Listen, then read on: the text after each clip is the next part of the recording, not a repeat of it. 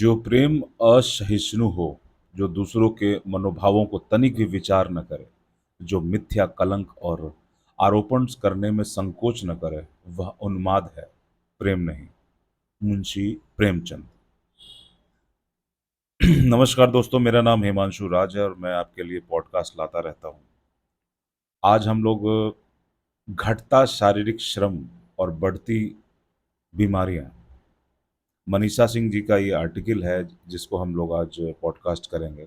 इसमें ये लिखती हैं कि किसी देश में सेहत और बीमारी का संबंध सिर्फ इलाज की सहूलियत और आबादी की तुलना में उपलब्ध अस्पतालों और डॉक्टरों की संख्या से हो, जरूरी नहीं है। लोगों को कई रोग इसलिए भी घेरते हैं क्योंकि उनकी दिनचर्या सेहत से जुड़े कायदों के मुताबिक नहीं होती। लोग ऐसी दिनचर्या अपनाते हैं जिससे उनके बीमार पड़ने की आशंका कई गुना बढ़ जाती है। ऐसे कई अध्ययन और सर्वेक्षण हुए हैं जो बताते हैं कि हम हमारे देश में साधन संपन्नता बढ़ने के साथ लोग अपने दिनचर्या और स्वास्थ्य को लेकर ज्यादा लापरवाह हुए हैं। ऐसा ही एक अध्ययन हाल में द लैसेंट ग्लोबल हेल्थ पत्रिका में प्रकाशित हो किया गया है। इसमें यह दावा किया गया है कि भारतीय शारीरिक सक्रियता के मामले में दूसरे कई देशों से के नागरिकों से काफी पीछे हैं। दुनिया के 197 देशों में सन 2000 से 2022 के मध्य कराए गए इस अध्ययन का उद्देश्य विभिन्न देशों के वयस्क नागरिकों के दिनचर्या में शारीरिक सक्रियता की हिस्सेदारी और स्तर को नापना था। अध्ययन में 197 में से 163 देश से मिले 507 सर्वेक्षणों का आकलन किया गया, जो दुनिया की कुल आबादी के 93% हिस्से का प्रतिनिधित्व करता है। इनमें से 167 सर्वेक्षण 2010 से पहले के 268 सर्वेक्षण 2010 से 2019 के मध्य और 72 सर्वेक्षण 2020 और उसके बाद के हैं। रिपोर्ट में कहा गया है कि वैसे तो पूरी दुनिया में आम वयस्कों की शारीरिक सक्रियता में कमी आई है, लेकिन इसमें उच्च आय वाले एशिया प्रशांत क्षेत्र के देशों के आंकड़े परेशान करने वाले हैं। भारत ऐसे देशों की सूची में दूसरे स्थान पर है जहां के वयस्कों में आलस यानी कि सुस्ती बढ़ने के स्पष्ट संकेत मिल रहे हैं। रिपोर्ट के मुताबिक आज से करीब 25 वर्ष पहले भारत के वयस्कों का 22% हिस्सा ऐसा था जिसे शारीरिक सक्रियता के मामले में सुस्त माना जाता था, मगर 2010 से यह बढ़कर आंकड़ा 34% और 2022 में लगभग 50% हो गया है। कह सकते हैं कि कोविड महामारी के बाद वाले दौर में भारत के आधे वयस्कों के शारीरिक सक्रियता तकरीबन ठप हो चली है। 2030 तक इसकी 60% तक पहुंचने का अनुमान है। ताजा आंकड़े देश के 42% पुरुषों के शारीरिक निष्क्रियता दर्शाते हैं, जो स्त्रियों के मामले में यह 57% बताया गया है। ऐसा संभवतः इसलिए है क्योंकि घरेलू कामकाज में स्त्रियों की भूमिका लगातार सिकुड़ रही है। यहाँ शारीरिक सक्रियता से आशय तेज चलने, दौड़ धूप वाले काम करने और ऊर्जा जलाने वाले व्यायाम से है। हालांकि वैश्विक स्तर पर वयस्कों की निष्क्रियता संबंधी आंकड़ा वर्ष 2010 में 26.4 था, जो अब बढ़कर 31.3% हो गया है। कह सकते हैं कि इस निष्क्रियता में एक बड़ी भूमिका कोविड महामारी के दौर की हो सकती है।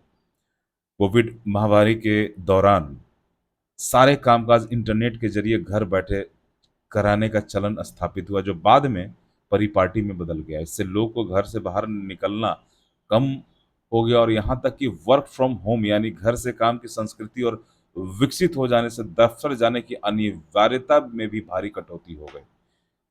इससे भी वयस्कों की शारीरिक निष्क्रियता बढ़ी है। शारीरिक सक्रियता में कमी को लेकर इसलिए चिंता जताई जा रही है कि व्यायाम, दौड़ धूप वाला कोई काम न करने, पैदल न चलने का असर यह होता है शरीर पर चर्बी बढ़ने लगती है।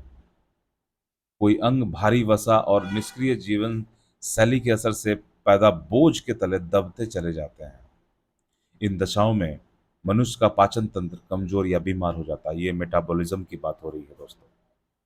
भोजन में मिली ऊर्जा खर्च न हो पाने की दशा में शरीर पर वसा यानी कि फैट और अतिरिक्त मांस के रूप में जमा हो जाती है।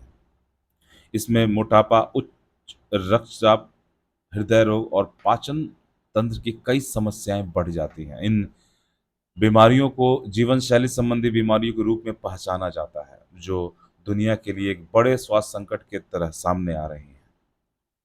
विश्व स्वास्थ्य संगठन ने 2017 में अपनी एक वृहद अध्ययन में बताया कि भारत में 61% गैर संक्रामक मौतों के पीछे लोगों की निष्क्रिय दिनचर्या है। दुनिया के 19 लाख लोगों की दैनिक शारीरिक सक्रियता का अध्ययन करके पेश की गई इस रिपोर्ट में विश्व स्वास्थ्य संगठन यानी कि WHO ने अंदाजा लगाया था कि इस वक्त दुनिया में करीब 140 करोड़ लोगों की शारीरिक सक्रियता काफी कम है। लेकिन उस वक्त इस रिपोर्ट में बताया गया था कि भारत के 24.7% युवा और 43.3% महिलाओं को अपने हाथ पांव हिलाने में ज्यादा यकीन नहीं है। यह आंकड़ा बढ़ चुका है, मगर पड़ोसी देश चीन ने हेल्दी चाइना 2030 अभियान चलाया हुआ है। यहाँ इसको मैं एक बार फिर से रिपीट कर रहा हूँ कि पड़ोसी देश चीन ने हेल्दी चाइना 2030 अभियान चलाया। इसी तरह से ऑस्ट्रेलिया ने 2030 तक अपने 15% नागरिकों को व्यायाम के जरिए सक्रिय बनाने का लक्ष्य रखा है। ब्रिटेन में 2030 तक 5 लाख नए लोगों को व्यायाम से जोड़ने यानी कि एक्सरसाइज से जोड़ने का लक्ष्य रखा, जबकि अमेरिका में 1000 शहरों को फ्री फिटनेस से जोड़ने का अभियान चलाया गया है। महत्वपूर्ण बात यह है कि सुस्ती हमारे पूरी जीवन शैली और कार्य संस्कृति में समाई हुई है, इसलिए यह एक चेतावनी है। इसलिए ऐसे अध्ययनों की गंभीरता को समझते हुए भारतीयों को अपने दिनचर्या में बदलाव को लेकर तुरंत सतर्क हो जाने की आवश्यकता है। इस चेतावनी का सबसे अहम पहलू शारीरिक परिश्रम से जुड़ा है, जिसकी भारतीय जीवन में जबरदस्त अनदेखी हो रही है। इसमें महिलाओं और पुरुषों ही नहीं, बच्चों और बदलती जीवन शैली के भी संकेत निहित हैं। हमारे देश और समाज की आर्थिक उन्नति तेज शहरीकरण के रूप में दिखती है। यहाँ आधुनिक सुख सुविधाओं में काफी ज्यादा बढ़ोतरी हुई है। कारों की संख्या लगातार बढ़ती जा रही है और अब लोग छोटे मोटे कामों में भी कारों का इस्तेमाल करने लगे हैं। यही नहीं, ई कॉमर्स की बदौलत अब जो बाजार खुद लोगों के घरों में आ पहुंचा है, ऐसे में अधिक से अधिक कसरत आंखों की और हाथ की उंगलियों की ही होती है। अन्यथा लोग हाथ पांव हिलाए बिना टीवी के सामने जमे रहते हैं। कहीं कोई चलने फिरने का दबाव नहीं, जरूरत नहीं।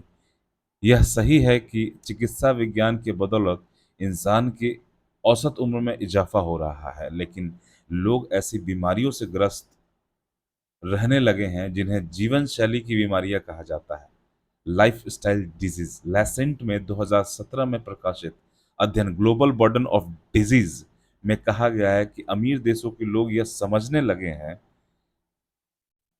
कि सेहत कितनी जरूरी है, इसलिए वे शारीरिक श्रम को महत्व देने लगे। लेकिन भारत जैसे देशों में यह बात समझी नहीं जा रही है। लिहाजा गरीब और विकासशील देशों में अमीर मुल्कों की तुलना में लोग ज्यादा दिन तक बीमार रहते हैं। धन्यवाद दोस्तों, ये एक बहुत ही अच्छा आर्टिकल था जो आज जो हमारा हमारा जो गैर निष्क्रिय दिनचर्या होता जा रहा है उस पर केंद्रित था।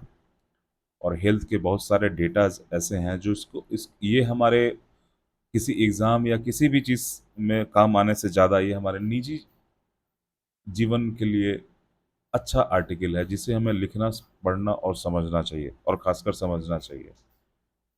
क्योंकि अगर स्वास्थ्य है और वही धन है तो सब कुछ है। दोस्तों, मिलते हैं हम लोग अगले पॉडकास्ट में जल्द ही। तब तक आप को अगर हमारा प्रयास अच्छा लग रहा है तो लाइक शेयर सब्सक्राइब करना बिल्कुल ना भूलें। और पिछले वीडियो को बहुत सारा प्यार देने के लिए आप लोग को बहुत बहुत धन्यवाद। खुशी मिलती है लाइक शेयर सब्सक्राइब होने से, सही में खुशी मिलती है। धन्यवाद दोस्तों।